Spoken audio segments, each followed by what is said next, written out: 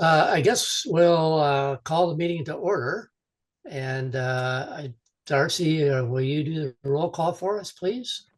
You bet. Commissioner Lopes, Present. Commissioner Stevens, Tammy's Here. waving. Commissioner Pack, Here. Commissioner Murphy, Present. Commissioner Founds, Here. Present. Did it work? I got you. Commissioner Here's Lee, okay. Did you say Lee? yes, Present. thank you. Okay, let's. I'm here. If I'm next. I saved the best for last. Oh, okay. Commissioner Satter, I We'll do see. not see, and Commissioner Wilson, I do not see, but sometimes he ends up in the audience. I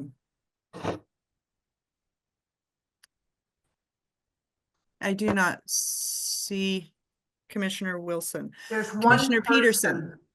I'm here. Okay, Ready to go. There's one person as an attendee. yeah, somebody's iPhone. Oh, okay. So how do you see that, Tammy? I click on participants at the bottom and then go to the upper right. And instead of panelists, I click attendees. And then it shows you the list of attendees. Thank you. Mhm. Good to know. Finally learned something after all these years of doing Zoom meetings, but I rarely lead them, so this is all new to me. So I guess this is the time when we would ask for any public comment. I don't know if the individual that's listening in has anything to say, but this would be the opportunity for them to bring anything before us other than what's on the agenda for tonight. So do we have any public comment?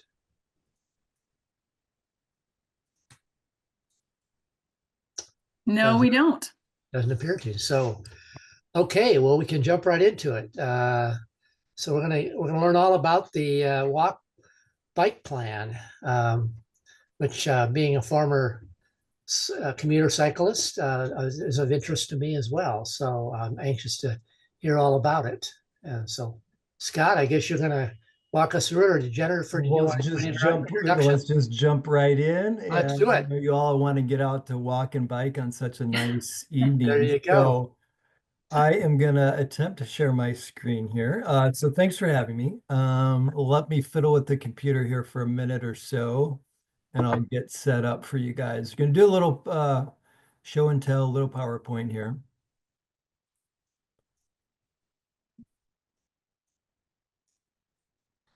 But the host doesn't allow, I'm getting a message saying the host isn't allowing me. Well, So it you should- claims that one participant can share at a time, but hold on. Let me change it here because you think you're right. Okay, it looks Got like it? I am in now. Perfect. And does everybody see a bicyclist scooting down a mountain road with Mount Hood in the background? I do. Okay, Uh-uh. I see nod, There you I go. see Perfect. nods. A little pass, I think. Yeah. Very good, very good. I like that. Yeah, so thanks for having me again. My name's Scott Holscher. I'm a transportation. Got a bit of a cold and my throat is scratchy, so bear with me. I'm a transportation planner for the county. I've been with Clackamas County for about 20 years. And this was a big project for us. I'm going to take you back in time in a minute and tell you where this project came from. It's been a long time coming. But before I do that, the presentation tonight, I want to do a few things. First, we kind of wanted to lead with public engagement for this project. So I'm going to lead with that for this little presentation.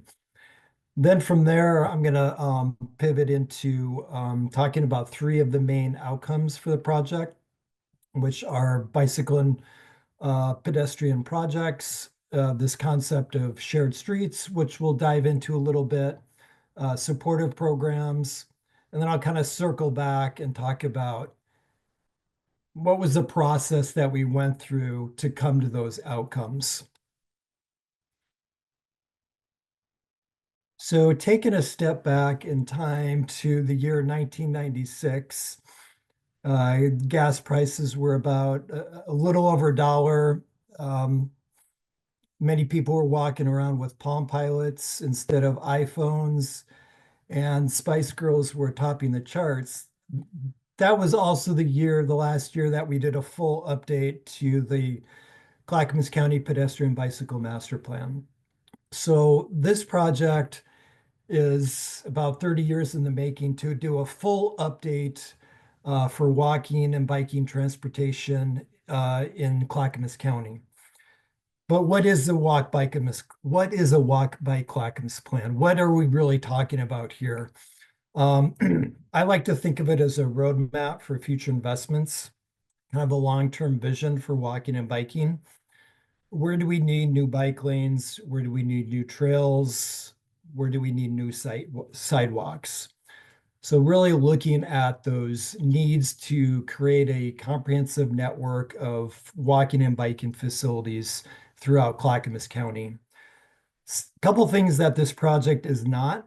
This is not a capital improvement program, so there's not money tied to these projects that are in this plan. Doesn't provide funding or design for any of the projects. This is kind of a line on the map type of project. It's not a full TSP. It's not a full transportation system plan. That's going to be something that you'll be hearing about in the next year or two. We're going to be starting that hopefully this spring or early summer. And it's a plan that doesn't cover, for the most part, it doesn't go into the cities, the municipalities of Clackamas County. This is focused on Clackamas County roads outside of city limits. There are some projects that cross jurisdictional boundaries that are collaborative efforts, some ODOT projects. So there's a little bit of an exception to that rule that it's county roads. So because Clackamas County is so large and so geographically diverse, for this project, we needed to create planning areas for the urban part of the county as well as the rural part. These areas, there's different needs for walking and biking near Mount Hood and, the Canby, the South Clackamas area. There's different needs. So we wanted to look at 5 different areas, and these areas correspond to the transportation system plan geographies when the transportation system plan was last done about 10 years ago. They generally follow some large geographic features such as rivers, freeway boundaries, might be a geographic feature separating some of these areas. So the 5 areas, east area, kind of, the villages of Mount Hood, Sandy, the south area, Molalla, Canby, etc. Northwest County, the McLaughlin area, which is that little circle kind of in the center, and then the Clackamas Town Center area. So as I mentioned, public engagement, we really tried to center this project around public engagement. And there were 4 milestones that I'll talk about in a little bit that we organized the project around. And I'm going to talk about each one of those milestones. I'll spend a little bit of time on public engagement because it was such a big part of this project. Task 1 was developing a public engagement plan. So that's a document that looks at strategies. How do we want to engage with the community? What are the techniques that are going to get us the most input? What we did for this project is we even before we developed an engagement plan and before we brought on the consultant team for this project, we went out to the Clackamas County Fair And we spent a week at the fair asking people, when you think about walking and biking in Clackamas County, what's important to you? And you can see on this slide, she's playing the dot game. So we had a dot exercise before the project started that asked this question: what's important to you? Is it being safe on the roads? Is it getting exercise? Is it health, the health angle? Is it providing connections to schools, parks, other destinations? Is it the tourism component? So we have these different categories. And nearly 300 people provided input through this, what we call the county fair dot game. And it provided a good foundation going into this project. It was really the foundation for the goals, which provided the framework and provided the our criteria, and I'll show you that down the line. The criteria are based on the goals that were established through this early engagement. So as I mentioned, at the heart of this project, really were 4 public engagement milestones, and I'm just going to walk through each of those briefly. Milestone number 1, we termed community conversations. And this was really a kind of a technique of bringing information out into the community. So bringing information to where people were maybe already gathering, where there were events. This sort of technique of bringing information instead of having people travel to a county facility can lead to more meaningful dialogue, wider distribution of information, and it's a good way to really have meaningful dialogue with the community. So first thing we did was we went out to, there were 5 of these so-called community conversations. We went to the Oak Grove area to the Trolley Trail Fest, a holiday bazaar over the winter holidays at Bilquist Elementary School. We hit farmers markets. We went to the Canby Fairgrounds, and then we did a tabling at the Clackamas Town Center. And this was the first thing that we did. So we asked, again, that question: what's important to you regarding walking and biking? And then we also asked, where are improvements needed? Where are these sidewalks, bike lanes, other infrastructure project? And that really started providing a foundation for needs and solutions for looking at a walking and biking network in Clackamas County. Milestone number 2 was a virtual open house and an interactive map survey. This provided more feedback on draft goals, and it provided information on the shared street concept, which we'll talk about in a little bit. We also gathered feedback on this so-called wiki mapping platform. That's where people, through this virtual open house, could pan in and out of different areas of the county, and people were asked to drop a pin or draw a line on where they felt improvements were needed. So the purpose of this milestone was to explain the project to the public, get feedback on where projects are needed.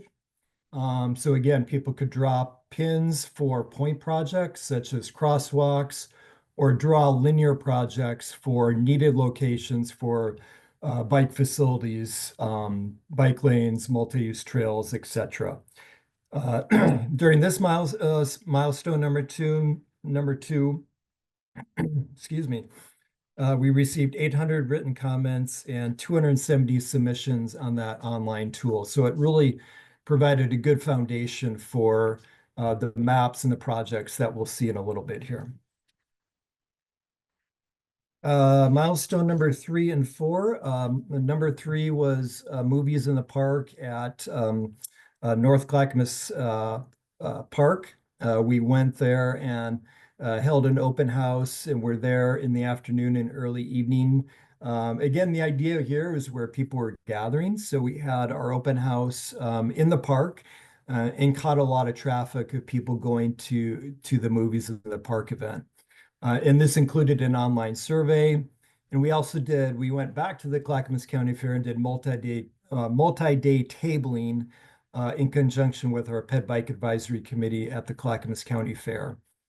The last milestone was an online, not an online open house, a survey using the Metro Quest platform, which is a kind of a unique platform that allows for a more visually attractive survey and allows people to pan in and out of a map and provide comments on the draft plan.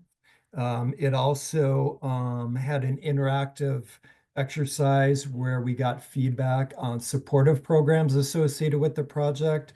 People were given 10 coins and asked to assign them to what their preference was for potential walk bike supportive programs. And I'll talk about those in a minute. So that was kind of the cornerstone of the public engagement. Now I'm going to kind of pivot into three of the main outcomes of the project, which are projects, the shared streets concept, and then we'll talk a little bit about supportive programs.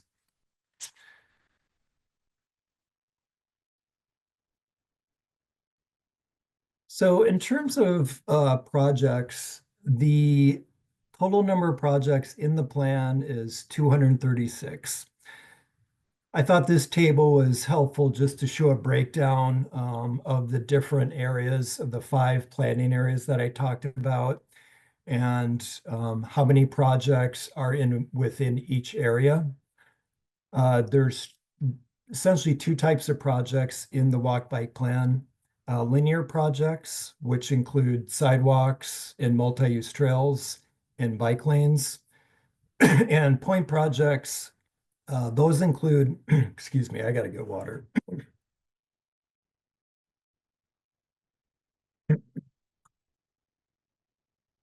Excuse me. Point projects include things like crosswalks, bike signals. There's a couple bike signal projects in the walk bike plan and bike boxes. So really distinguishing between point and linear projects. And you can see the breakdown by total number of projects and mileage for each of the 5 areas. And for each area, there's a project map. This is an example of a portion of the McLaughlin area. These can be a little confusing, a little bit tricky to work with. So I'm going to kind of walk through kind of how to use these, how to read them, and what we're looking at here.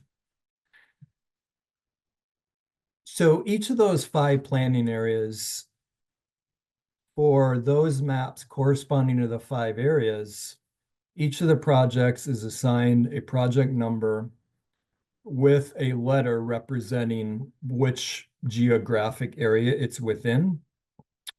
So this being the McLaughlin area, M dash the project number. If the project number is on the line, that number corresponds to that linear project. If it's offset, that means it's a point project. There's also some projects where we had to use a line pointing to the project. But what I'm talking about here is if the project number is on the line, this M201 corresponds to a project on Southeast River Road. And M111 corresponds to this point project here. So I kind of wanted to explain that because some people were thinking, well, does M111 correspond to, you know, the linear project on River Road?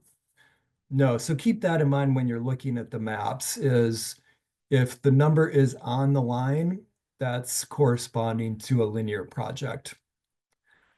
Different colors are the priority tiers for the different projects. So this is not what we would call a fiscally constrained plan. In other words, there's not money tied to these projects. And we don't have, you know, like we would in a TSP, something that's financially constrained. So we did do a prioritization process, but again, there's no money tied to the projects here. The prioritization process led to projects in 3 buckets: high priority, medium priority, and low priority. On the map, the green are the highest priority projects based on the scoring and the prioritization that we did. The yellow kind of orangish color is medium priority, and then the red is the lowest priority. And each of the 5 areas has a combination of tier 1, tier 2, and tier 3 projects. In each of those areas, when I talk about scoring, I'll explain that they were scored against each other within their own geography. So in other words, you didn't have projects within the McLaughlin area competing against projects in the Mount Hood area, for example. They were scored against their own geography, if that makes sense. So with the projects and the map here, this works hand in hand with a table. And for time's sake and for the sake of trying to get through this whole presentation, I did not include an example, but I could certainly pull one up. But it's important to explain the table that, just by looking at the map, it doesn't make a lot of sense what these lines are. The tables give a description, give the mileage, how long the project is, gives a starting and end point. So it provides a lot of good descriptive information. So working with the maps and the tables hand in hand is kind of the way that was set up.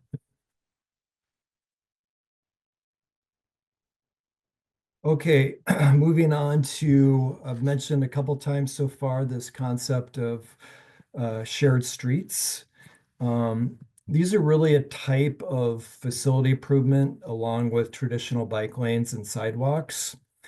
We looked at these as important part of the network to connect to traditional bike lanes, provide connections to neighborhood destinations such as parks, etc. What we heard from the community is that through our public outreach that speeding is a problem in both the urban and rural area through neighborhoods. And in many areas, we heard that, speeding is a problem. This graphic shows the connection between higher motor vehicle speeds and crash severity. So at slower speeds, there's a much higher likelihood that someone will survive a collision. Just a 5 mile per hour increase in speed, and the chance of pedestrian fatality doubles. So reducing motor vehicle speeds is one of the best ways to increase safety. I know that graphic's a little grim, but wanted to include it just to drive home the point that just lowering speeds a little bit, just 5 miles an hour can really make a difference if there is an unfortunate accident. So, the shared street concept was a big part of the project. So what are these? We don't have any of these currently in Clackamas County, but they're these streets where if we reduce speeds, if we provide some wayfinding signage, maybe some pavement markings, such as what you're seeing here, we can address some of those gaps where we're not able to build, a nice cycle track or bike lane, but providing connections to neighborhood destinations, these kind of working with the bike lanes and the other facilities to complete to do a whole network. So it's really a space which lowers speeds, where it's safer for people to walk and roll and recreate. So that's kind of the thinking behind that. And we went through kind of a 3-step process to identify these so-called shared streets. And this slide outlines those 3 steps. So step 1 is there needs to be certain minimum requirements that these streets meet in order to be a candidate for a lowered speed. And what we're looking at here is streets that are currently posted at 25 miles an hour. So we would be reducing speeds from 25 miles an hour to 20 miles an hour. They need to be local streets. So we're not looking at collectors, arterials. We're not looking at those higher speed, higher volume streets. Cannot have transit service, and they need to have less than 2,000 average daily traffic each day. So these are really those neighborhood connector streets that we're talking about. So we identified those candidates, and then we went out to gather public input. Through that wiki mapping exercise that I talked about, we asked the public about this. We provided an overview of this program, and we got a 90% favorable response from the community that they were in favor of this program. It would start with just lowering the speed and some signage. There's some other things that we could do, but that's not programmed currently. So other things like traffic calming, speed bumps, traffic diversion, those aren't on the table at this point. The step 3 is to look at where the primary shared street locations. So which candidates connect to existing bikeways, which ones connect to the most destinations. There's a set of implementation factors in step 3. So that would be done in the future. If this is part of the final adopted plan, we would actually go through this implementation process. So this is still a work in progress, still in development. But through our community outreach, there was favorable response to testing this out and making it part of the walking and biking network. This is just a quick shot of similar to the other projects. The shared streets have numbers and associated table assigned to them. So you can use this map and see where these candidate locations are with these numbers. Like I said, this is an urban treatment. This isn't something that we'd be looking to do on a rural county road that's posted at 50 miles an hour.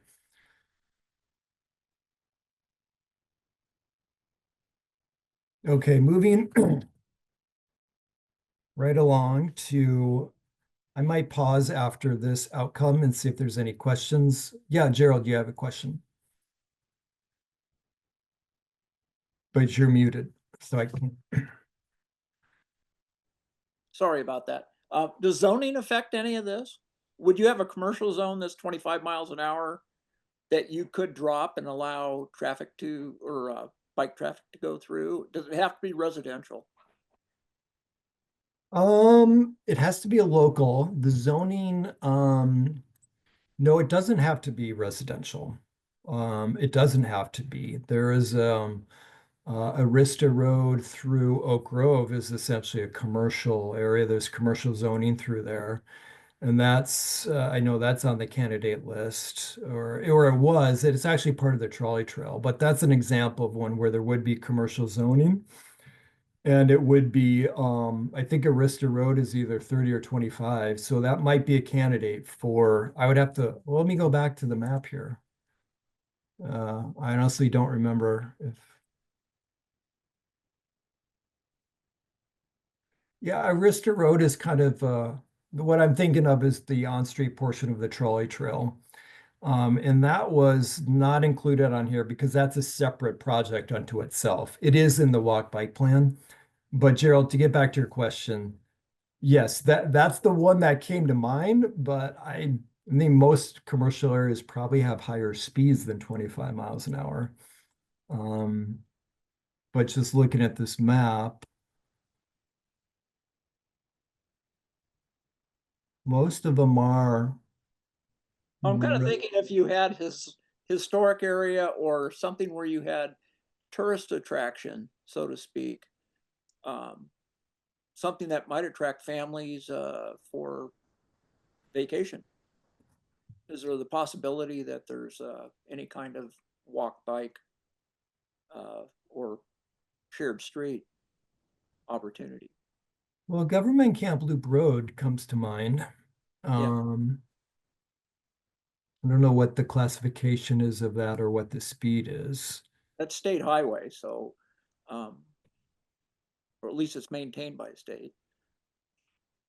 The Loop Road, though? Yes. It's a great comment. You know, this is something that is new for Clackamas County. Like I said, we don't have any of these. And so that's something I think we should look at in terms of, you know, we're kind of starting small. It's really meant to be a, you know, iterative process where we start small and see how that goes, see how it works, and then build on it if it's successful. We didn't want to go too broad with this because it is, you know, like I said, it's something new for Clackamas County. Thank you.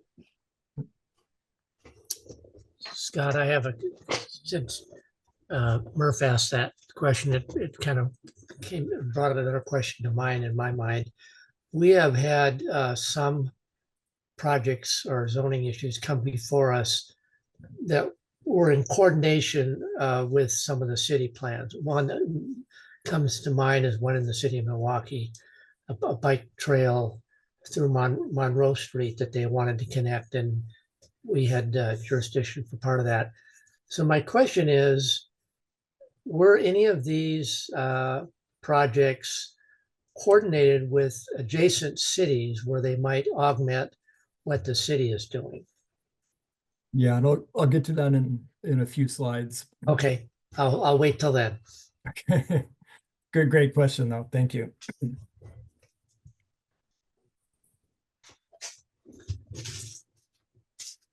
So outcome number 3, besides building bike lanes and sidewalks, other things the county can do to have a safe transportation system have to do with supportive programming. Similar to the capital projects in the plan, there's not money set aside for these programs. We have some existing programming that we do in the transportation department. But for the new programs coming out of this effort, we would have to go out and get funding to do those. The programs that I'll talk about, they did come out of the public involvement process. We asked the community for ideas through multiple surveying, through those community conversations, through input from our advisory committee. That's something I haven't mentioned is part of this project was guided by a citizen 18-member advisory committee that was formed at the beginning of the project. We met 4 times. And one of the things they provided helpful feedback on are these so-called programs. So this slide shows existing programs and proposed programs. The existing programs that the county currently engages in, those are shown in blue. So those include things like Safe Routes to School, which works with schools to make it safer for children to walk and bike to school. We have an ongoing program that we've been, I think it's been 8 to 10 years now, where we've been working with area elementary and middle schools on Safe Routes to School action plans, which are kind of mini TSPs around schools to look at what are the needed improvements to make it safe to walk and bike to school. That also includes encouragement and educational as part of the Safe Routes to School program. So that's a big part of our work in terms of programming currently. We also have a traffic safety coordinator that does high school traffic safety classes. And that's focused on education and awareness on safe driving for high school students. And I won't go through all the others, but you can certainly happy to take any questions on any of those existing programs. So through this process, we identified, it actually came out to be how many? 6 proposed programs. And I'll just talk about what we found through the public outreach and surveying. Three of the most popular or had the most public support. First of those is under campaigns, and these are organized in three categories. Under campaigns, those really have to do with, maybe creating informational materials to push out, conducting a campaign. Mode shift is a category, and then an events category. But under the campaign category, so our data, part of our Safe Routes to School program, our data and surveying showed often large volumes of traffic around schools. It's not like it was back in the 50s or back in 1996 when parents let their children walk or bike to school.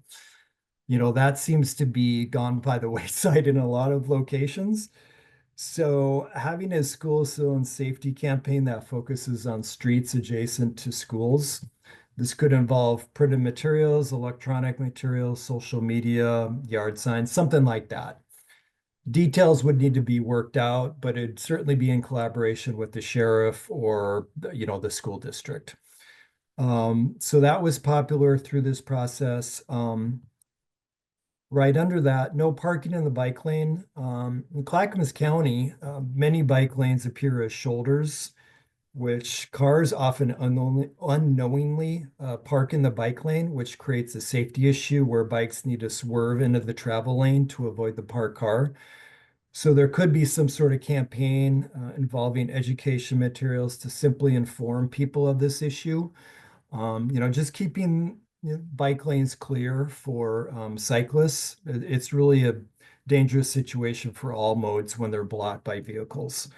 Again, not something we have programmed, but could be a potential program in the future. Then the other one I'd mention, I guess they were all in campaigns, the ones that were the most popular through this process. This bicycle-friendly driver is, there's many areas in the county where you just don't expect to see bikes, and there's new treatments showing up on the road, such as diverters and bike boxes and, new infrastructure that, maybe people don't really know how to drive around and how they work. So this would be some sort of campaign that just informs all users of the rights and responsibilities of the road. There's some examples in Colorado that have done this so-called bicycle-friendly driver program. So anyway, those programs are part of this effort.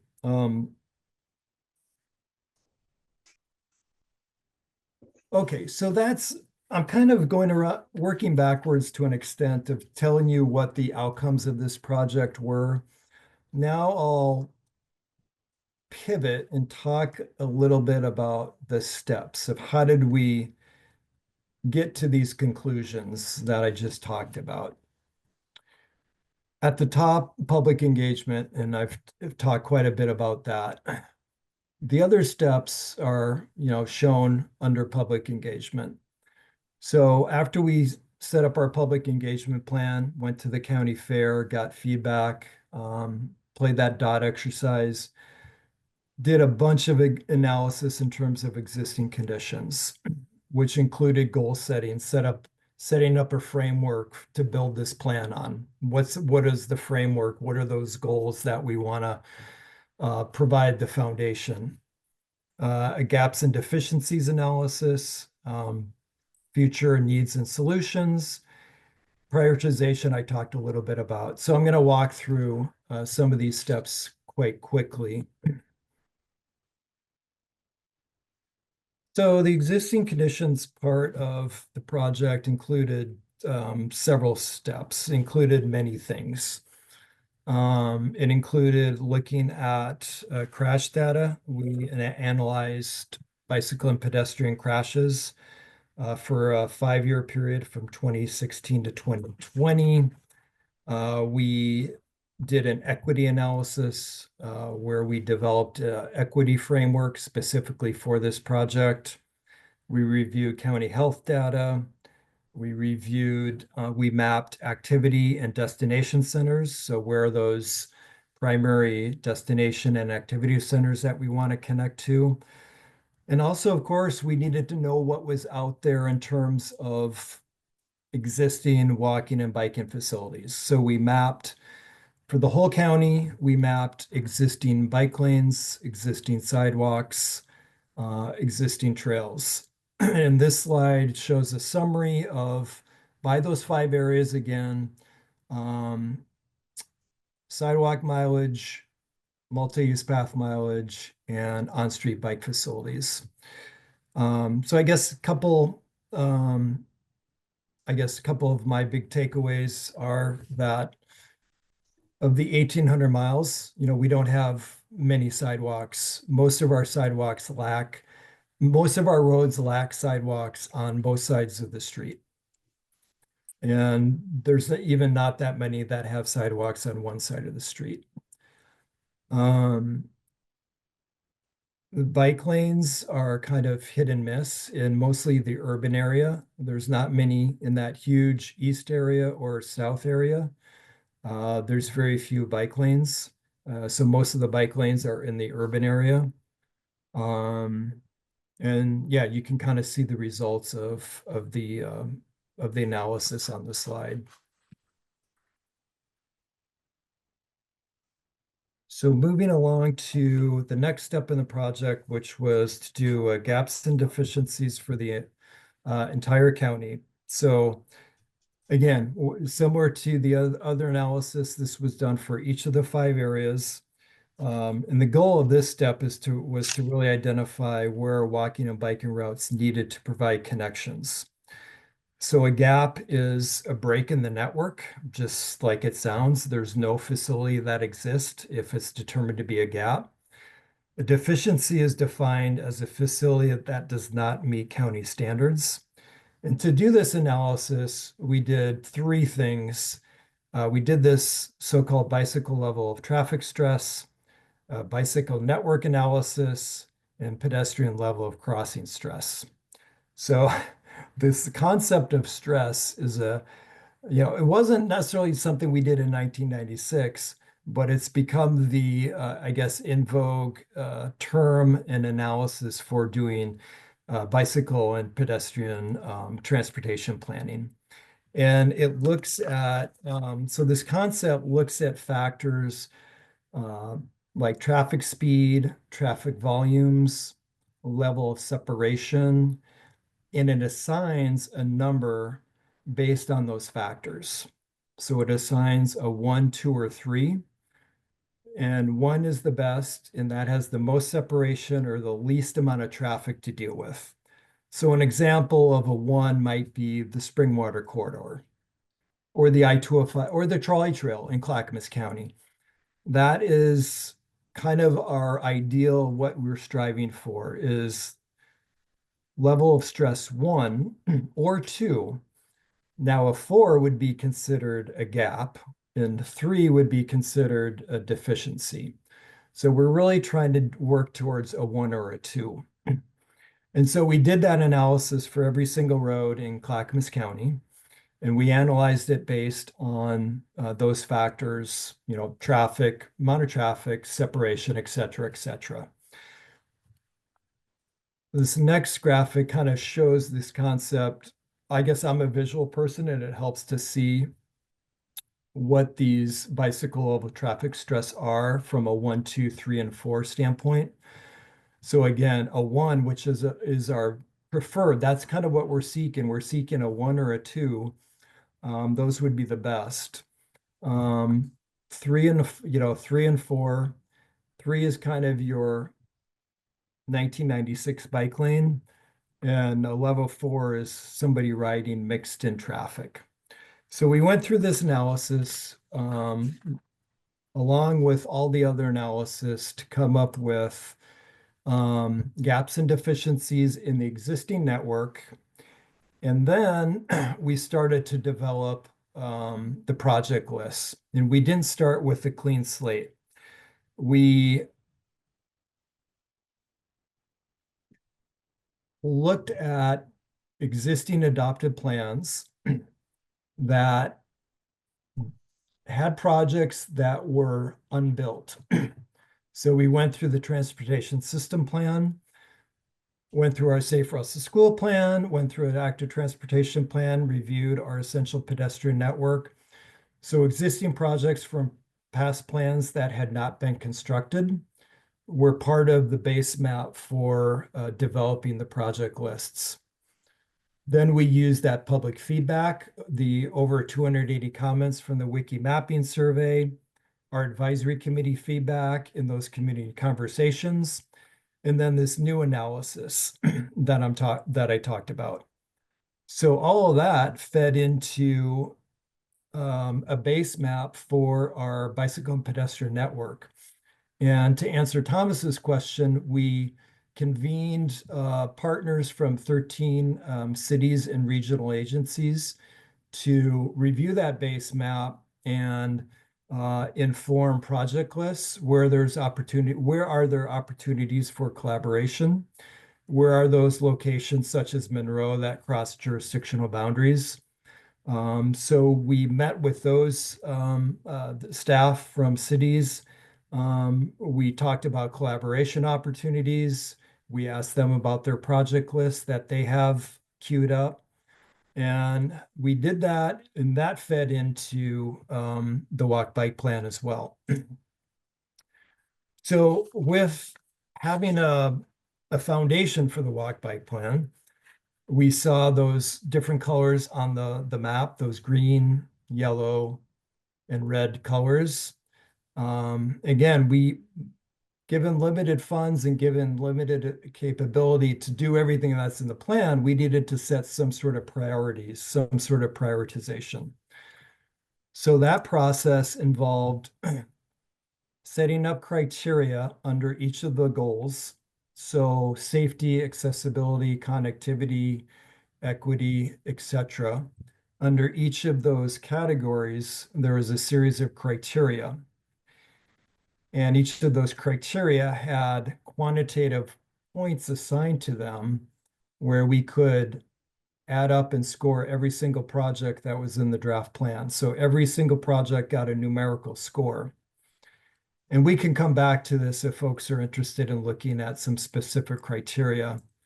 But I wanted to show this as an example of, under the accessibility scoring, how projects were scored. Oops. So if a project, I'll just bounce down to this third one. So if a project is located within a half mile of an existing bus stop, it gets 5 points if it's frequent service, 3 points if it's a different type of transit stop. So you can see how we did this, where we went for every single project, we had criteria, and within those criteria, there was a scoring system to assign points based on how well the project performed. So under accessibility, does it provide connection to, an existing light rail station? Does it provide connection to a bus stop? That's the sort of analysis that was done as part of this project. And that's how we came up to the priority, those tiers of prioritization. And that is what I have as an overview background on the project. In the staff report that was sent out, we had couple questions for the Planning Commission that were included in your packet, but I'm happy to take any other question or discussion on this project. A couple next steps I would note is that there are public hearings scheduled before the Board of County Commissioners and the Planning Commission. And I could read those off if you have. The dates are the Planning Commission public hearing scheduled for April 14th. And the Board Count public hearing is scheduled for May 13th. So the next steps are to brief the board on this project, such as we're briefing you tonight, and then have public hearings. And I think with that, my throat's really scratchy, so I'm going to stop talking. So do we have any questions from the commissioners? It's like, Brian, you have a question? Yeah, Scott, you mentioned several times that you did not treat this like a CIP and that you didn't identify funding sources and apply them to the projects in any sort of priority. Why is that? Why didn't you look closely at the funding sources? You want me to take a stab at that, Karen, or do you want to? You can I might start and then defer I to can fill Karen in. on that. Well, I can jump in. So hi, I'm Karen Burek. I'm the long range planning manager. So I work with Scott. I'm Scott's boss, but I'm involved in a variety of different transportation planning projects. So the goal with this project really was to focus on the walk bike projects. And the way that, and I will also say that this particular project had a limited budget. And so what we decided to do was really use this project to be able to identify what the projects were that were needed.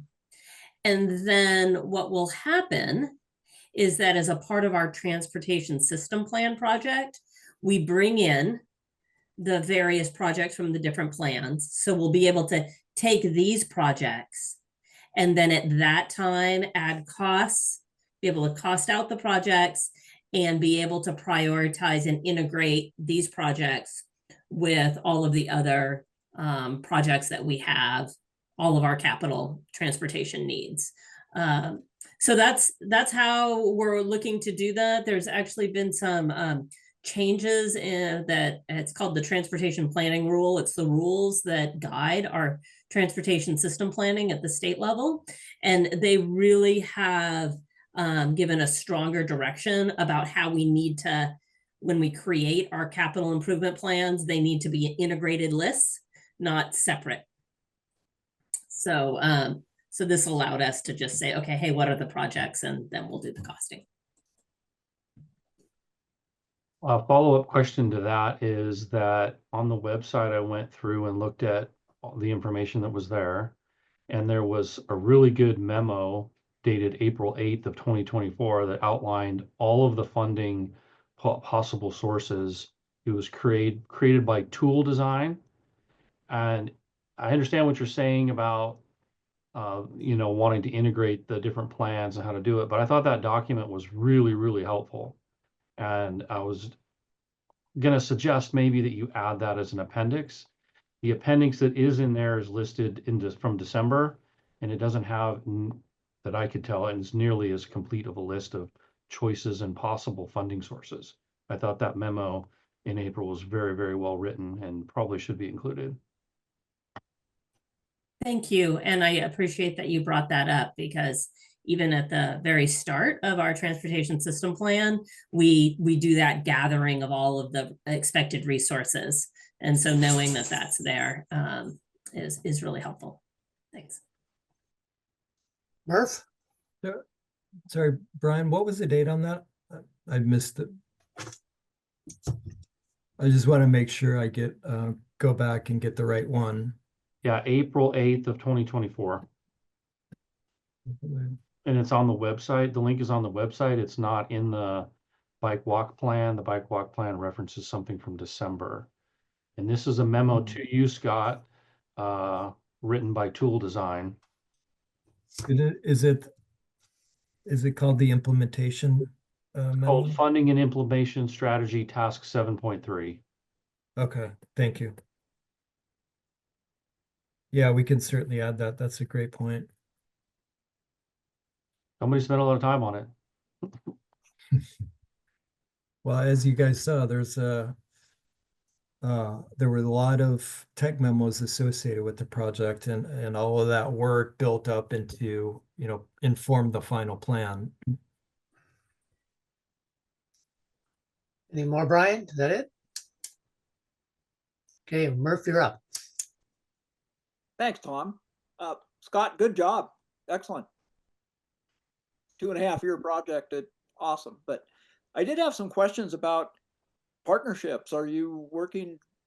How is Clackamas County working with the state on some projects that I didn't see any mention of pedestrian crossing and rhododendron at all in the plans, and that's a pretty big one. We have very popular bike trails that come down off the mountain and cross Highway 26 in the middle of rhododendron, and there's no safe place to cross. I thought that would have been on a priority list. I did see priority on Barlow Trail, East Barlow Trail Road, because of a bike park and a county forest park. And I thank you for that, since that's one of the first roads in Oregon. It should be one that sees some kind of pedestrian travel on it.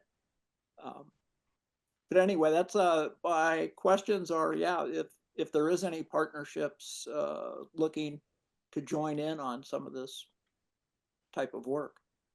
Yeah, on the rhododendron, that's a great comment. On rhododendron, we did do a project in was right when the pandemic hit, so it would have been 2020. We got funding to do it was basically a cross-sectional analysis and small area plan for the rhododendron community that looked at redevelopment of a underutilized site on the south side. Do you know where the former Snowline Motel is in the old gas station there? Yeah, I sure do. You bet. And that's it's right where the bridge crosses Zigzag River. Yeah, it's by the swinging bridge. Yes. And so we did a project with ODOT that looked at repurposing that underutilized. There's 2 parcels there where we did a redevelopment concept plan and also looked at right-of-way frontage improvements. But I think that's a good call. We should look at that as terms of, because what the result of that was a new cross-section for Highway 26 and when development happens, what does that looks like on Highway 26? So if that property with the Snowline Motel, what sort of cross-section is appropriate there? Is it a wide multi-use path, or is it a sidewalk with traditional bike lanes? So we looked at all that in great detail. But yeah, Karen, maybe we need to look at that in terms of make sure that that's in our plan, or maybe that's part of the TSP. Well, you have an equestrian trail that comes down just a couple hundred yards east of that location, up on Road 20. It pretty much terminates on Road 20, Forest Service Road 20. But the equestrian trail is historic. It's now used as a bike trail, but horses still have priority. So it's a walk trail, mountain bike trail, equestrian trail. But it comes dead ends, and you cannot access the north side of the highway without risking your life, basically, which I've done many times. It's, there's no refuge in the center of the highway. So once you start, you have to run. Another thing that comes to mind is catch basins. Would moving catch basins out of proposed or possible bike lanes along roads move them into the curb instead of on the actual surface? Would that open up any area for safer travel? Because that's something that I've come across that's been, it's an obstacle that you don't want to go across in some cases. Yeah, we've replaced those they're hard to move. It's a good comment, Gerald, and I appreciate that. But what we've done with our traffic guys is you can get some bicycle friendly grates. And so we've replaced a lot of those where, in some of the old fashioned one from 1996 ones, there might be like a slit where you would have your wheel go right into it. Right. Yep. These are just, the depression is so low in the surface from some of the experience I've had. Of course, this is on state highway, but that's why I'm asking if there's any partnerships. I did see a trail marked, I'm not sure what the priority was, from along Highway 26 from Upper Brightwood Loop to Fabian Road, I think. Yeah, and we did. Were you involved in our development of the Mount Hood pet bike implementation plan Might that have- we did a few years ago? Is this a memory test? No, I'm just curious if, because you sound I knowledgeable. might have been. Yeah, I have many hats, so I might have been part of that. That'd be- That crosswalk project, the crossing in rhododendron is in that plan. Is Yeah, in that the, was a rhododendron CPO. Was pushing for that. Well, I'll let Carrie get her question in. Thank you. My question kind of follows Brian's question earlier, so I understand. First of all, hats off to you and staff and consultant team for having gone through this vast amount of information. I would be just the size of the area that you're covering is incredible. So I can only imagine how difficult it was to assimilate all of the information. Having said that, I was longing for some cost information because I think when you start prioritizing, you have to have cost information there, because if the highest priority project takes up 3 years worth of your budget, that is something that you might want to take into consideration as to whether you actually pick that project or not. So I think as the county moves forward with the TSP and whatnot, I'd be really interested in making sure that the cost information is weighed in with the other criteria that the community and the team has gone over.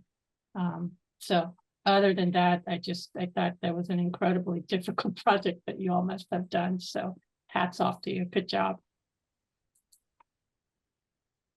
yeah, thank you for that. And I wish we would have had the budget to do cost estimates. We started down that road, and it's just, we wanted to get high level planning costs, so we get that sense of, where some of these fall. And it was, I guess, a shortcoming of the project to not that we didn't do that.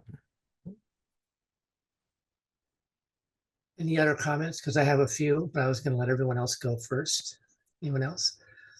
I also want to echo the report. It's a great piece of work, a lot of work trying to sort through all that. And being a former bike commuter and having dealt with the challenges of commuting and rides around the county over the years, I applaud the county taking this on. The kind of following on what Carrie was saying, I think, and I was thinking about how the public hearing might go. And it seems to me like my reaction to this was, wow, what a great plan, but when is it going to get done and how are we going to fund it? And to me, I think that's probably what a lot of the public's going to be interested in. And so when we do the public hearing, it seemed like it'd be great to kind of talk and kind of give a great overview of kind of how we got to where we are, and here are the kind of the highlights and and so forth. But I think the thing that's on everyone's mind is, okay, how soon can we attack this stuff? What's it going to take to attack it? What are the challenges ahead to make this happen? To me, those are the more relevant questions going forward. That I certainly, if I was to attend a public meeting, those would be the first things out of my mouth. So I'm thinking that might be something you want to add to your presentation when you do the public hearing, because I suspect that will be many of your questions. I doubt you're going to have people going and say, well, I think this one is a higher priority than that one. I think you're going to be more of a, wow, this is great. What a great plan. How is it going to get implemented? Those to me are the big questions going forward. But you have a great start. I mean, it's really a nice piece of work. Any other thoughts or comments from the rest of the board? On real quick, Tom, on the Yeah. memorandum we received on page 4, there were discussion items and questions. I just want to make sure that we kind of those were excellent questions, and just make sure that, you know, Scott, Thanks for bringing that up. feel like, yeah, we've addressed them. Yeah, this is great feedback. And yeah, I I was- appreciate the great feedback. I love Thomas's suggestion for the public hearing. And I would take any other suggestions too on the public hearing presentation. But yeah, I think one of those questions was having to do with the projects. And I appreciate Gerald's comment about rhododendron in the project up there, because we did do that project with ODOT. So we'll certainly take a look at that. But if there's anything else regarding programs or anything else in the plan, you know, it is a draft plan right now.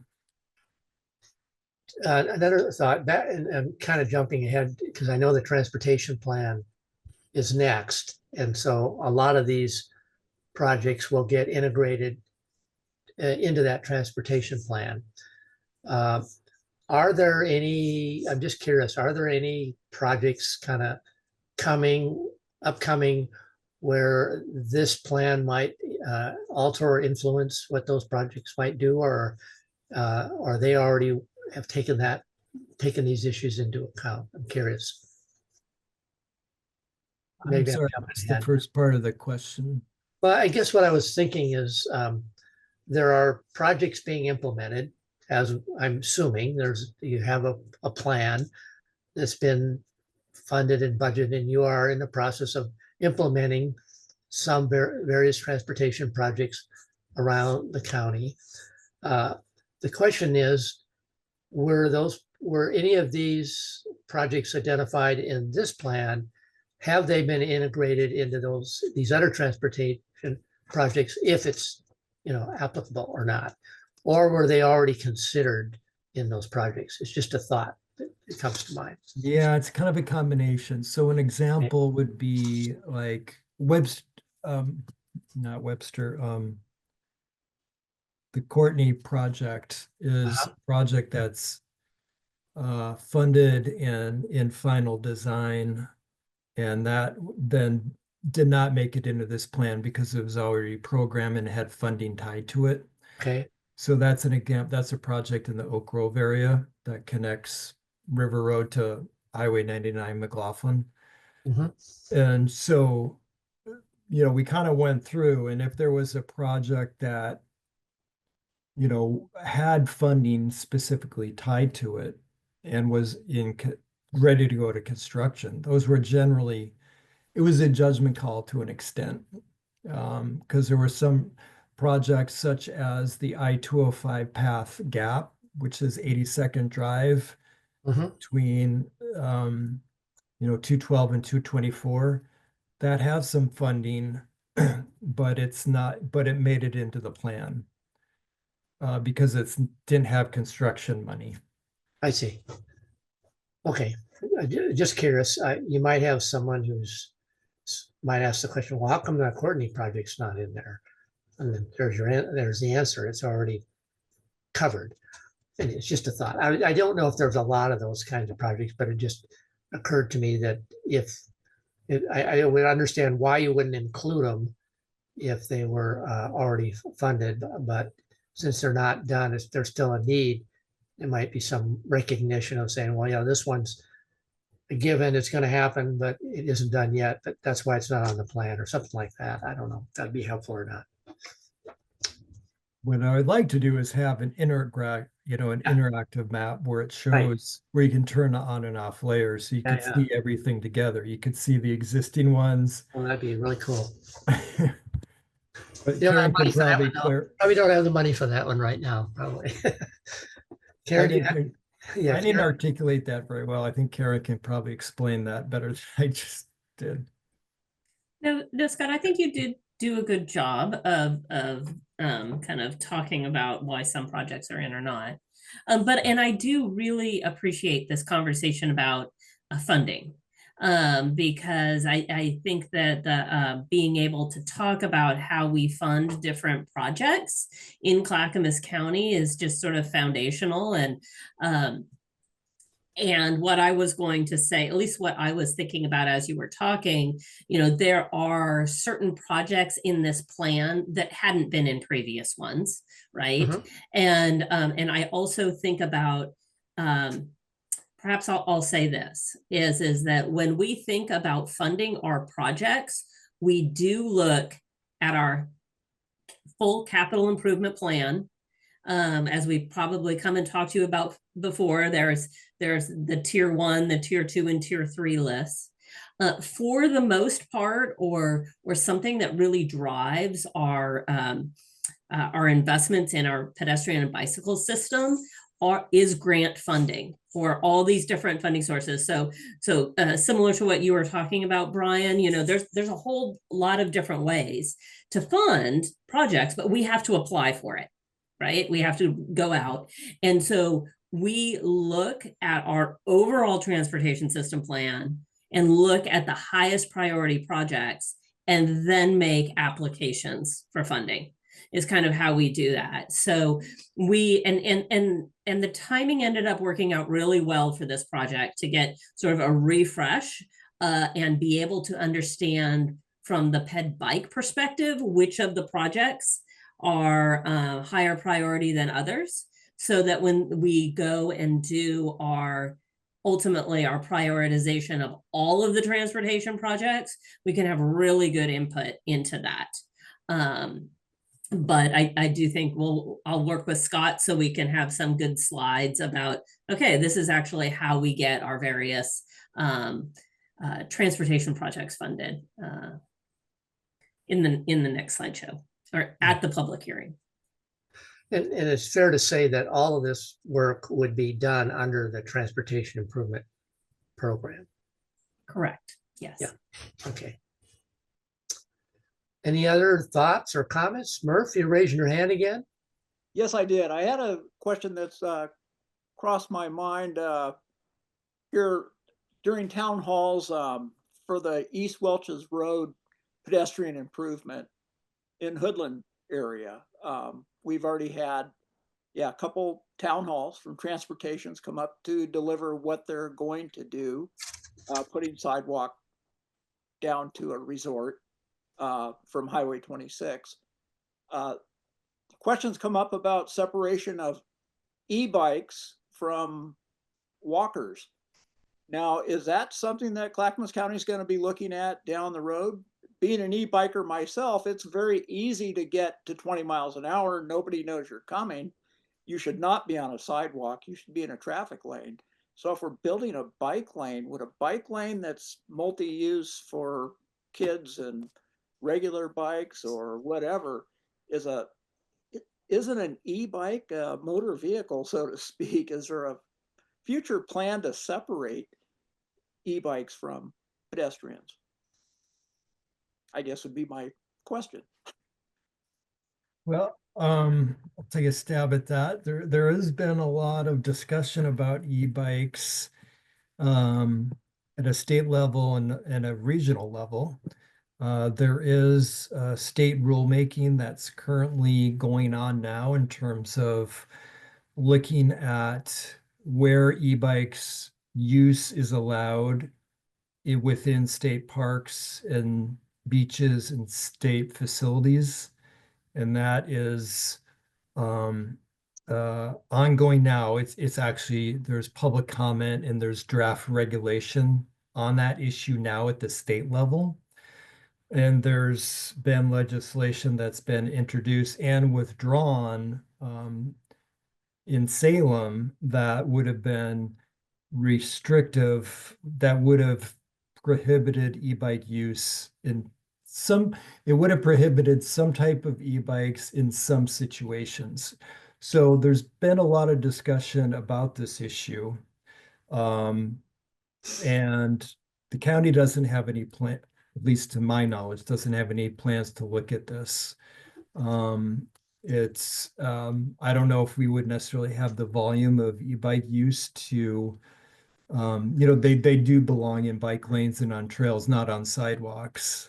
And a lot of times it becomes a human behavior issue of you know, given the context, if you're in a tight, crowded situation, you got to slow your e-bike down. You know, that's just, you know, that needs to happen. So that's a little bit of a rambling way to try to answer your question, but And I guess a couple of additional things I would add is Clackamas County has been implementing a couple of different kind of separated bikeway / pedestrian facilities. So there's a relatively new facility that's in front of the Clackamas Town Center.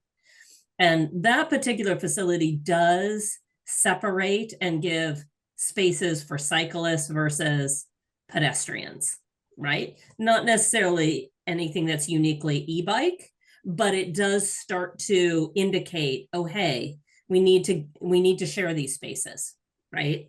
And so we've been looking at how that is implemented. But I also think that some of these multi-use trails are also in other jurisdictions, let's say like park districts, like the North Clackamas Park District, or what folks were just talking about, they may be ODOT trails. So even though they're multi-use trails that go through Clackamas County, a lot of times those multi-use trails are really managed by a different jurisdiction, and not necessarily Clackamas County. That's what I'd say. I guess we've been down this road maybe over 100 years ago with horse and wagon. And automobiles. Automobile, right? So. I've got a comment about e-bikes. I don't have one yet. I'm probably going to get one.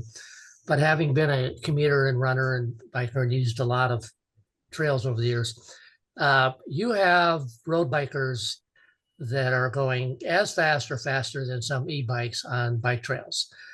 So it's not just an e-bike issue; it's more of a behavioral issue and a bike etiquette issue than it is the type of bike, in my opinion. The biggest challenge with a lot of cyclists is they don't know they don't warn people that are coming. They don't, so they're not necessarily trained. This is how, when you're sharing the road with pedestrians and joggers, this is how you behave.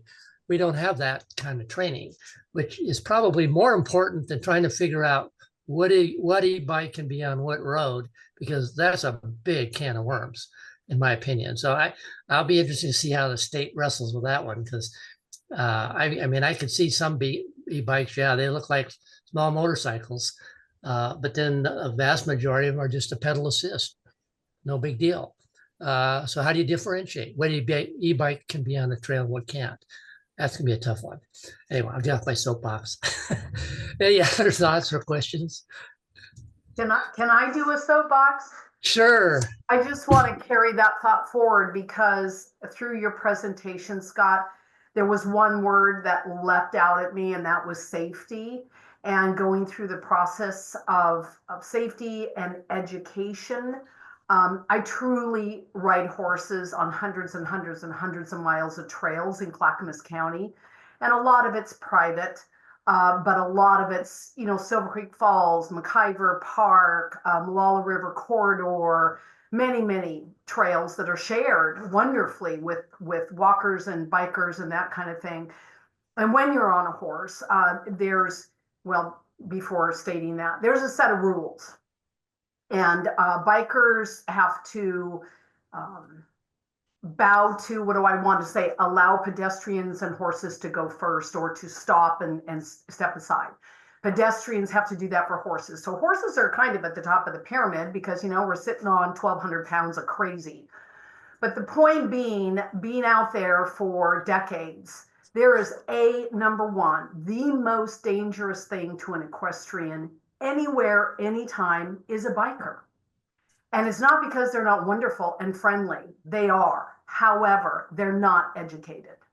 They come up behind us, they're dead silent.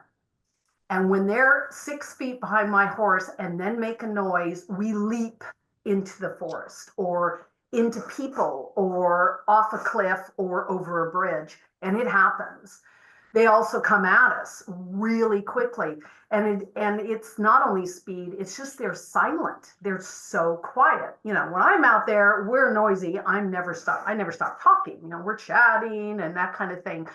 But the point is, if there was anything in the world, and we always just stop, we turn the horses around and we say, all right, we need to have a little educational moment here. And they don't know. They really don't. They don't know to make noise when they see a horse or even truly a pedestrian. Let them know. But if this is an opportunity as you're going through safety and educational process, I would love to promote the program that already exists about how to approach people and animals and that kind of thing. Okay, now I'm off my soapbox. We're on the same page, Tammy. Yeah, it's shockingly dangerous. Yeah. We've had so many accidents out there. Yeah. Okay, anything else regarding Scott's presentation that we want to? So we'll see you in a few weeks and again for round 2. Sounds like. Yeah, whether you like it or not, we'll be back in a few Okay. weeks. We're going to be totally ready. Yeah. By the way, I steered a buddy of my former commuting buddy, and I actually was golfing with him today, and I mentioned that there was a vacancy on your committee.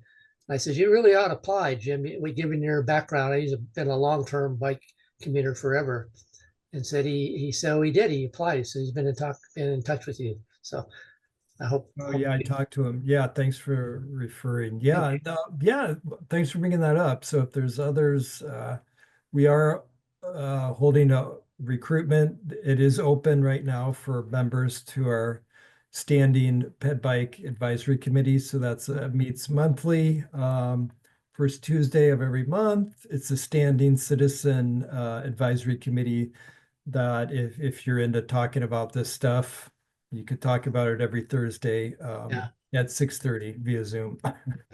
I was considering it, but then when I talked my friend into it, it's like, oh, he'll be a better resource. He's got way more experience than I do. Our Hamlet CPO meeting's Wednesday, and I was going to bring up that the committee is looking for participants. Is it still open for that? Yeah, it's still open. We'll have Excellent. it open for another month. Okay, we've got a couple mega bikers, so I'll send them, well, I've got the email, so we'll go down the proper path, but I'll announce it on Wednesday. That'd be great. Thank you. Yeah. Mhm. By the way, just as a side note, I was in Florida in February, St. Petersburg, Crystal River, saw the manatees. But I was amazed with their bike network down there. Oh my goodness. It's a great biking area. I have a good friend of mine who's moved there and was telling me how great it is down there. And I was really impressed. Where in Florida? Well, we were St. Petersburg, and then we Clearwater Beach, and then up to Crystal River, where the manatees winter, which is why we went up there so we could see the manatees in the springs. But there's all these bike networks, bike trails. I mean, when we were driving all over, I was just like, wow, what a great place to bike. And it's flat too, which is really nice. But they have done I was really impressed with the bike network that they've developed in that part of Florida. It was impressive. I have Okay. a question about chapter 5, some of the audits, some of the edits, excuse me. And something that just caught me as I went through the whole thing, the word appropriate stands out. I came across it as a description or an action in different parts of this. And I was wondering if it's possible to put the word appropriate in definition at the beginning or the end of the chapter, because I don't really know what it means in a comprehensive plan. Comprehensive plan is supposed to describe rules and whatever. This is kind of just leaves me hanging on an edge of, well, we'll do what's appropriate. Well, what's appropriate? I don't know. Maybe I'm being a little off, but this is our time to ask these questions. Yeah, I'm thinking about that one. I'm kind of looking at Jennifer on that one. Yeah, well, I'm not sure exactly which policies we're talking about. I don't have them all memorized, but this was something we knew we were proposing to do, Murph, or this is just. No, I saw it mostly in existing. I like on where I see it first, page 5.4. I saw it, the word appropriate should be added to definite. Okay, just a sec. Appropriate parking amounts on page 5.9, that kind of threw me. What's appropriate parking amounts, especially with middle housing and. Yeah, well, now appropriate is 0 according to the state, so there'll be some things being changed, but I guess just generally, and we will be presumably making some other edits to chapter 5 as part of the TSP above and beyond what we're doing just for this particular plan. Generally the comp plan, and we have been pretty inconsistent about this in some cases. The comp plan really should be setting general policy as opposed to the zoning code, which should be establishing the rules that we then all play by. So I think in general, the comp plan can be a little more aspirational. We can use some discretionary terms, and then you kind of try to flesh that out in the code. What does, if we say we need to have, as an example, adequate amounts of parking, or maybe we're saying appropriate amounts of parking, we're acknowledging the fact that we need it, but we're really not specifying how much. And then the zoning code would determine, okay, well, for a, commercial use in rhododendron, we think it's this many spaces. So I think we can be vague, but having said that, maybe that's not the right word. Maybe we could, in context, there's something that would be a little bit more specific that we can use. So we can certainly take a look at that. Maybe not in the context of this project, but in terms of thinking about edits that we'll be making to chapter 5 moving forward. I think defining can be a problem. Like I think it's a great idea to think that we could, but again, it probably is going to depend. In other words, appropriate might mean one thing in rhododendron and something different in Oak Grove, and so it gets to be difficult. I guess I would think maybe it would be better to think about sort of what sort of characteristics would we be, if it was parking, what would the factors be we would consider in determining whether it's an appropriate amount of parking? Something like that would maybe be the middle ground between just a vague term and getting overly specific in the comp plan. But anyway. Well, there's no references to it throughout chapter 5, and that I thought. Okay. We're leaning on this word that. Yeah. What does that mean? Appropriate in whose opinion? What does it mean in a comprehensive plan? So yeah, I thought I'd just bring it up. It's not. I thought I'd ask that. Well, that's a good point. I'm not going to be able to see anything but that word now when I look at the plan. So. Also, there was a reference to ORS 215, and holy smokes, to dig through that is unbelievable. That might take a look at that, maybe define what you're looking at it in ORS 215. Okay. It wasn't very descriptive. Okay. Yeah, we probably need a subsection or something for that, not just the whole chapter, which covers many, many things. Thank you, Scott. Excellent job. Thank you. Okay. Anything else are we done? Okay, I guess we'll move to the next item, schedule review. Yeah, there's not much. It's been quiet, as you are all aware. 2 weeks. Just the 14th is the only thing that's currently scheduled for the public hearing on this. We did just get, like last week, an application for a comprehensive plan amendment and zone change. Can't even tell you exactly where it is.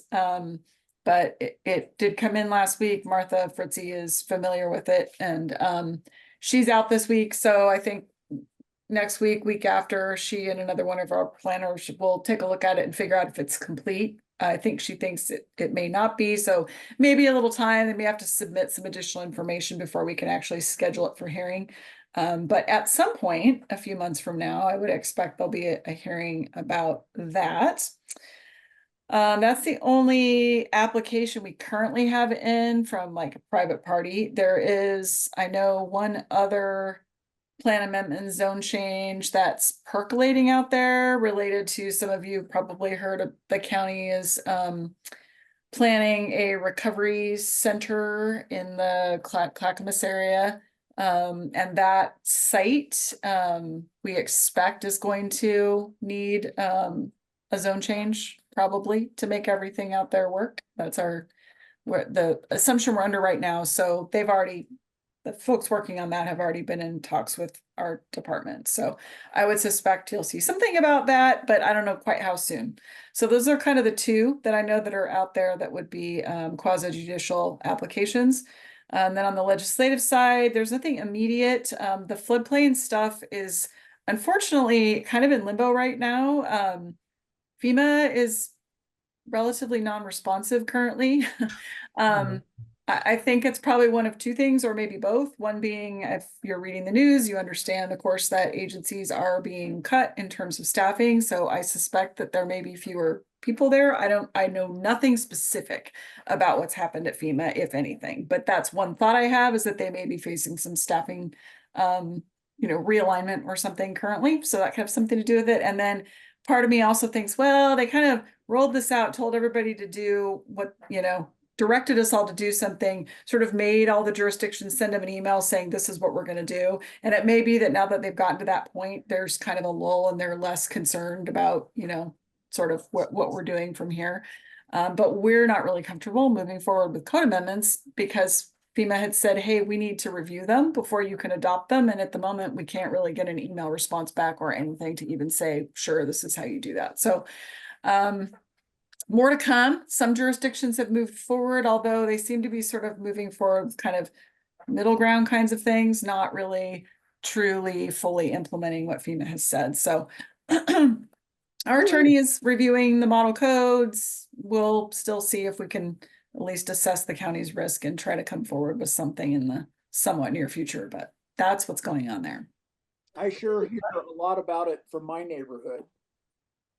What's going on with it? When are we? Yeah. Chat? Yeah. Yeah. Weren't there some counties that were fighting it? Did I have that right? So, Yes. So what's the status of those? I haven't heard anything about that either. They did file a lawsuit, and when I say they, I don't know all the parties to the lawsuit. Tillamook Yeah. County for sure. I think there was like a city in 2 counties I heard about that had filed it.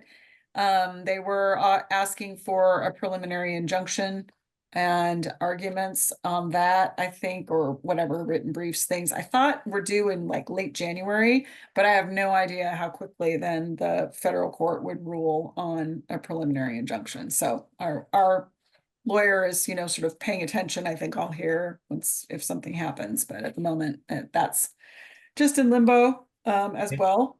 And the difficult part right now is that applicants who want to develop in the floodplain don't really know. We're not able to give them very good advice right now. And that's the hard part. Really, that's the hardest part. So we're hopeful that things will become clearer, but we're kind of stuck right now.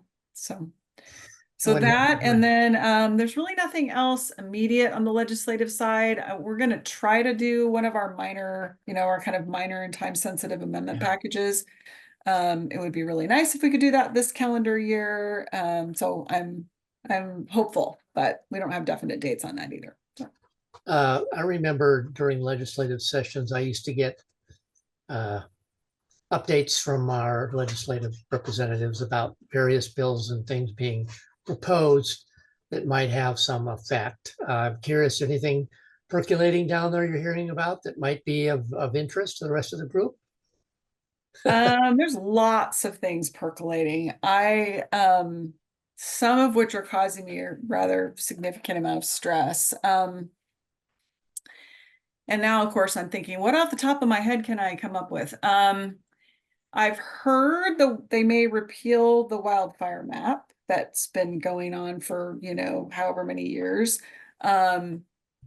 If that were to happen, it doesn't have a real significant effect on the land use side. At the moment, there's a couple of things a couple of rules in the rural area that are tied to the wildfire map. One relates to replacement dwellings in farm and forest zones, and the other one relates to accessory dwelling units and on rural 2-acre rural lots that we allow. In both cases, there's a requirement that if you're in one of these high hazard areas that you have to build according to the the wildfire mitigation standards that are in the building code. So that's really all we've had so far. And then we were waiting for this map to really be the second version to be adopted, which that happened. I think they're in the appeal period right now where individual homeowners can, argue that the map's not correct. And then there was supposed to be rulemaking with for maybe the building codes potentially to change regarding that. And then this defensible space stuff that was going to be through the state fire marshal's office. So really we don't have a big role in it, but it does at least peripherally touch us. So there's that. There are several bills related to housing, most of which is in the urban area. And I don't really yet know exactly how this is all going to turn out, but there's one bill that would basically require this Department of Land Conservation and Development, or actually LCDC, to, well, not require, it would allow, that part's a little unclear, maybe allow, maybe require them to adopt essentially like pre-approved plans that would say, if you meet a certain setback or you meet a certain, like, you can build this in any jurisdiction in the state. So that we would essentially have no land use authority. Like, our rules just simply wouldn't apply if they were building one of these particular pre-approved sort of site plans, I guess, is how I would describe it. No idea what that really would end up looking like, because there would be a rulemaking effort that would happen. And then same thing on the building plan side. So there would just be certain things that would be pre-approved. I think we have concerns about the land use part, not really the building part. That's probably okay, but we just all adopted rules for like middle housing. Like, every jurisdiction had to go through and do this, and now it's like scrap them all and we'll just do what the state says. So it was kind of a waste of money. They're talking about tightening the time periods for reviewing land use applications, certain land use applications. There have been a couple of different versions of this bill. And I don't really know exactly where it's headed right now. I've heard it's only going to be in the urban area. Possibly it's not going to cover multifamily housing, but only single family and middle housing. And we would be required to make I've heard two different things. One is a 45-day shot clock. So instead of the 120-day that applies inside urban areas, we'd have 45. If the application was for single family or middle housing, most of which don't require land use approval, but if they wanted a variance, like a setback variance, if they wanted, like if it was a floodplain permit or a principal river permit and it was in the urban area, we'd have to process it in 45 days, which isn't actually legally possible right now. So that was our point. It was like, well, there's all these requirements for notice and appeal periods, and the staff decision's not final, it goes to a hearing, and that you just physically, it's not possible to do it in 45 days, no matter how fast we're being. So I don't know. It's like, then they were talking about maybe making these things like a different kind of land use decision. So less notice, less ability to appeal. I mean, there really is kind of this move to curtail community involvement in terms of these housing applications. That if the county denied something and then we lost at LUBA, that we would have to pay all of their costs, their engineering costs, their planning costs, their everything, which is a really big deterrent. And we don't run around denying things for no reason, but it would have, I think, a chilling effect. Would also, same thing for any other appellant, that if they lost, they would have to pay the applicant's costs. So I think that's really intended to deter any kind of appeals. So that's kind of a change. I feel like there was one about requiring continuing education for planners, where every 2 years, all of the planners, every planner in the state, I mean, I don't know about private, but I think on the public side, every 2 years would have to go to a continuing ed course, essentially like, I want to say it was through Business Oregon, with the idea of being sort of training planners that development is expensive. And so that if, in theory, to be more conscious of that in regulating folks. That bill's dead, but my understanding is they are going to talk about it in the off season, and then it may come back next, next time. So I'm not opposed to continuing ed for planners in general, but the concern is every 2 years might be a little more than, than people need to have the same course and cost, and time for staff, because we would be paying for it, out of pocket. And then there was a lot of questions about, well, who qualifies? The way it was worded, like, would it be just planners, or is it like everybody, like the building department and engineering, and you start getting into statewide, that's a lot of people, and how logistically, I don't know if it'd be a video type course or whatever. So some logistical questions about that. Yes, And then The House bill we're following, Mhm. 3419, and I'm not overly concerned. It could be pretty condensed, but it's beginning to meter and pay for well water. Now, yeah, it's 3419 House bill, and it came to our attention, so I did all the research and then got all the mailing lists for that. What I'm hearing, it's commercial, and it's really focusing on areas that are having drought problems. So a little more central or eastern Oregon. But you know how bills can happen. All of a sudden, all wells are metered, and now you get to pay for your water that you paid for a well and your pump and all that. So we're majorly following, because we have a lot of wells in Beaver Creek, and people are very concerned. It just cropped up out of nowhere, and so it's something I'm reading a lot about. But it's loosey-goosey enough to watch. Interesting. I hadn't heard about that one. Yeah. So a lot of urban housing stuff on the rural side. There've been some things floating around, but I don't know if any of it's actually going to happen. They were trying to do a bill on farm stands and agritourism, and it seems to have, I think, maybe died at the moment because of like really differing opinions of the different stakeholders. And so but the state is maybe going to do some rulemaking now. So, or I think they are going to do some rulemaking, so maybe that's going to happen instead. But sort of trying to define with these farm stands and things like, well, how much, it's the hay mazes or the, hay rides and the corn mazes and the pumpkin cannons and the festivals and the how much of that is good and how much of it might be a burden on farmers or a burden on the local community and all of those things, trying to balance those competing interests, I think. So as far as I know, the bill is not moving forward, but there had been that. And then I just saw one the other day that was a little strange, that I don't know if it's going to go anywhere.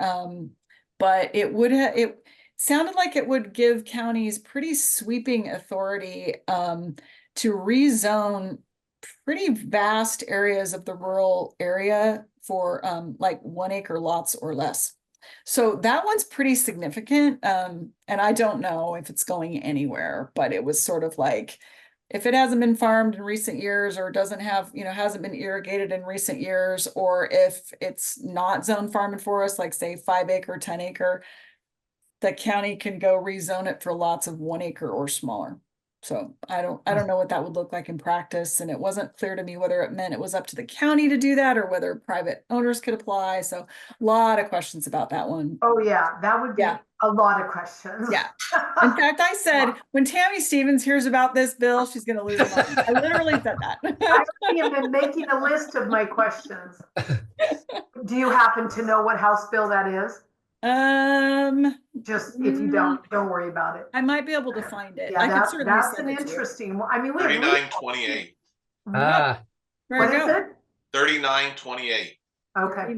I knows all about it. Huh? Literally, there's 80 acre timber zone of 1 acre places. So well, it was pretty confusing, and I didn't understand really. There were just a couple drafting concerns. Forget about the policy question. I had a couple drafting questions about, again, is this that the county can do it, or that owners can apply?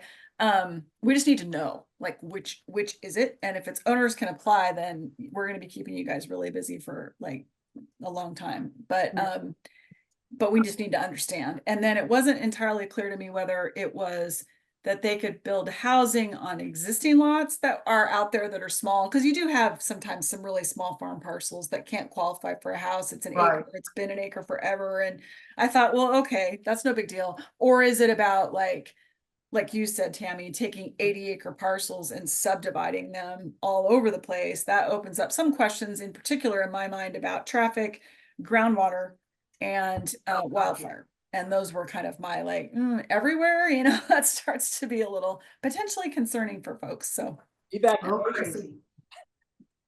what was that, Wow. Murph? evacuation. Yeah, right. Oh, Lots of questions. So, and it wasn't, the bill does give counties, like, it's not that we can't consider any of those things, but it was just not totally clear to me how it would work. So anyway, that one's out there. Well, sounds like there might be some fun stuff coming our way. There's been a lot of land use this session, far more than I mean, they've been pretty active the last few sessions, but this one Yeah. in particular just felt like there was a lot of stuff percolating, but you just never know what's going to pass. So we'll I mean, we'll see. fundamentally, isn't it more, it's really all about trying to speed the processes and create more housing. Fundamentally, what's Yeah. behind a lot of those, For sure. I'm guessing. Yeah. Yeah. So the question is, at what point do you just forget about other land use concerns and all we worry about is building homes? Mhm. But it makes you wonder, it's like, well, you know, there's got to be a balance between, I get the fact that we have a housing issue, but Yep. that doesn't mean these other issues aren't still valid as well. So that's the challenge, concern I have. Yeah, I think the part that we struggle with is not understanding the goal, like, yeah, absolutely. And there's nobody in our office that thinks it's a bad idea to build more housing. It just becomes some of this legislation, you know, it's difficult to implement, and you end up spending a lot of money and a lot of staff time trying to move in one direction, and then it's like 2 years later, but nope, now we're doing this. And Yeah. that's the frustration. Like the middle housing, I mean, it was like, that was a big investment for local governments, and now it's like they really are kind of maybe going to say you can't have any standards. It's like, well, then why'd you tell me 2 years ago I could and go adopt them? You know, so that gets frustrating, I think, because it just feels like a waste of public dollars. I'm just curious, do you have, all the various planning agencies, you know, municipal, county, whatever, obviously you have some opportunity to provide input into some of this legislation, or are they kind of done without the input of the folks that are responsible for implementing, Yeah. enforcing?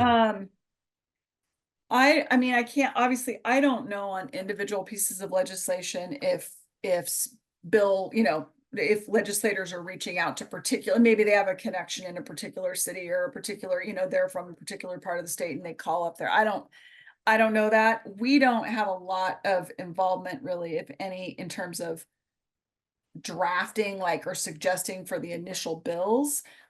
We have some ability to you know, submit testimony type of, I mean, Right. the county can sometimes, we don't like, I can't Yeah. testify unless Right. it's authorized by the board, but we're able to submit, like, you know, the county will submit a statement about something. But what can happen is Association of Oregon Counties and League of Oregon Cities, those tend to be the primary place where there's input, and their lobbyists get input from staff and Gotcha. county commissions and all Right, that. yeah. And then, yeah, Got it. that's, Okay, so use those organizations, yeah. But I professional, will add that a lot of what's happening this legislative session was already predetermined by the HPAC, the Housing Production Advisory Council. The work that kind of happened behind pretty opaque door last year. So the Okay. process has not been very transparent, and it has not been it hasn't given people a lot of opportunity to actually study and come up with a set of workable solutions, knowing everybody agrees the outcome that we want, but how we get there has not been done with the care and discussions that bring about good solutions, in my humble opinion. I think it was done in a hurry, and whatever happened, I am probably could bet that a lot of it is going to reverse itself in a few years, just because of some of the rush and hurriedness that is going through. We are bound to make mistakes just because we're going about it so quickly. And while I have the floor, I'll just add that unless we have more agenda item on April 24th, next meeting will be my last meeting with this commission.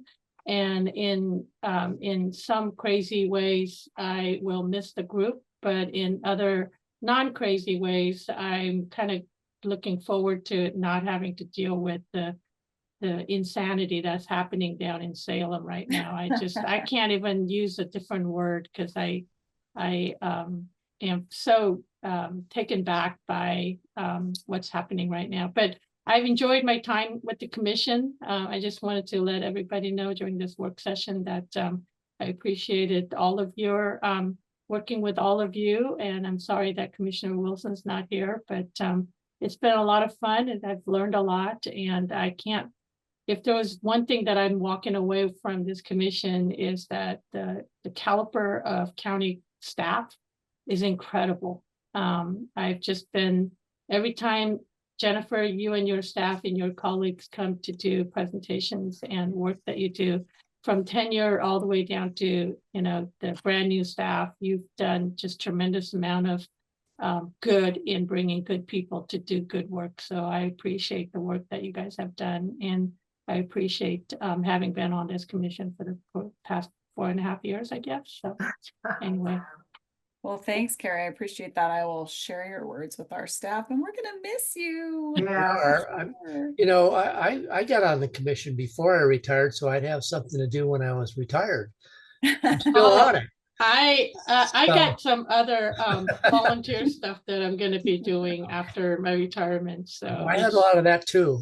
Yeah, I pared a lot of that back, so now it's just, that's still involved in a few things, so. yeah, more traveling. We'll miss you. But Yeah, maybe well, you'll, thank you. maybe you'll have a change of heart and decide to come back. When we have Yeah, a- maybe. Yeah. maybe. All right.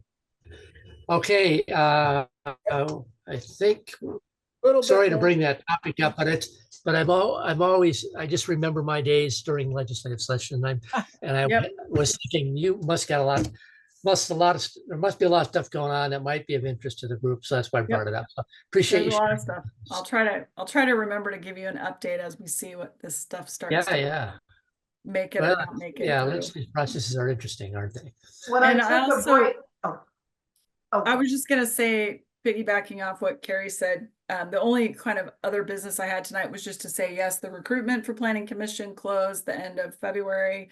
There's 2 seats that are being recruited for, Carrie's and Brian's. And